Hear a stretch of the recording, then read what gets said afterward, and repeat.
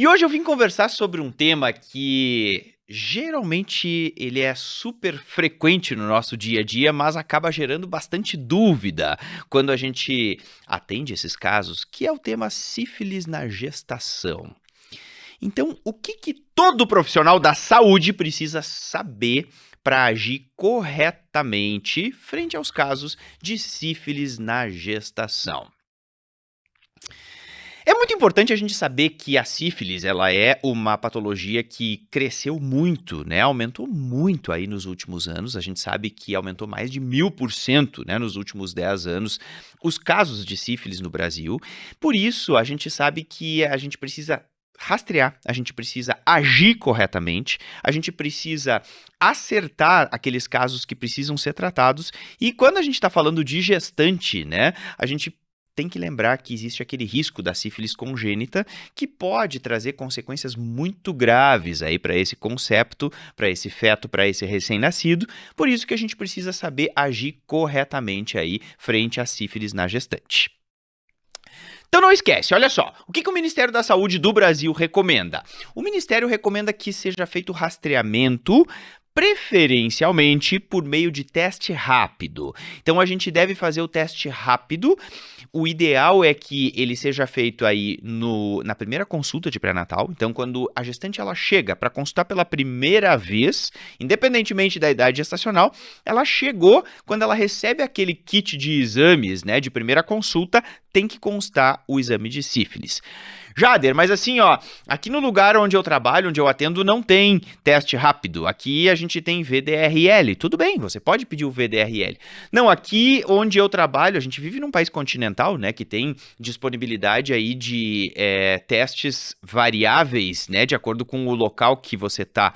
Então, pode ser que tenha o FTABS? Tudo bem, pode ser o FTABS. Então, tanto o VDRL quanto o FTABS podem ser pedidos, o teste de hemaglutinação também pode ser pedido, mas o ideal é que você tenha aí o teste rápido. O que é o teste rápido? Ele é um teste treponêmico, portanto, ele vai identificar especificamente os anticorpos contra o treponema pálido 1. E tem que lembrar que ele deve ser solicitado 3 vezes ao longo aí desse período. Tem que ser solicitado na primeira consulta de pré-natal, tem que ser solicitado no 3º trimestre da gestação e ele também deve ser solicitado novamente quando essa gestante for admitida em trabalho de parto na maternidade. Então a gente tem que ter pelo menos três aí exames de sífilis ao longo da gestação, inclusive o último deve ser no momento que ela é admitida em trabalho de parto na maternidade, certo?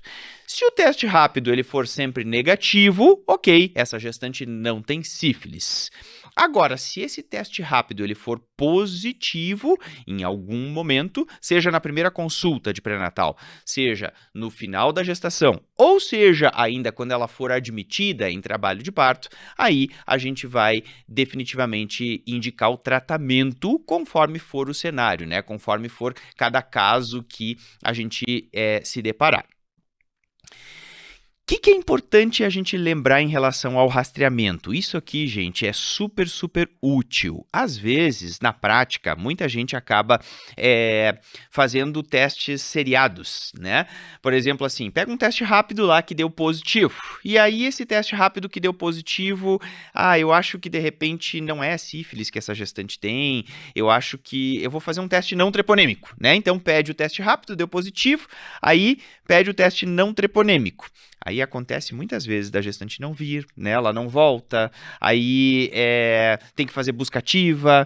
Então, às vezes a gente perde a oportunidade de tratar sífilis congênita, porque às vezes a gente pensa, não, mas de repente é uma doença tratada, né? E esse teste ele deu positivo. Bom, quando se trata de gestante, a dúvida é sempre, a gente tem que levantar, né, essa dúvida, mas lembrem que o sobretratamento, quando a gente fala de sífilis em gestante, ele se justifica, né, é muito melhor você sobretratar uma gestante do que você subtratar. Então, aqueles casos que às vezes ficam duvidosos, o ideal é realmente a gente indicar o tratamento, porque nós temos que evitar o risco da sífilis congênita. Fechado?